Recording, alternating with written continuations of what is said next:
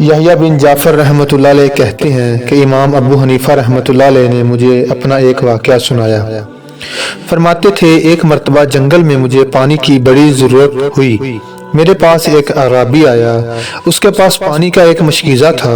میں نے اس سے پانی مانگا، اس نے انکار کیا اور کہا کہ 5 درہم میں دوں گا۔ میں نے 5 درہم دے کر وہ مشکیزہ لے لیا۔ پھر میں نے کہا اے اعرابی، ستو کی طرف کچھ رغبت ہے؟ اس نے کہا لاؤ۔ میں نے اس کو ستو دے دیے جو زیتون کے تیل میں بھونے ہوئے تھے۔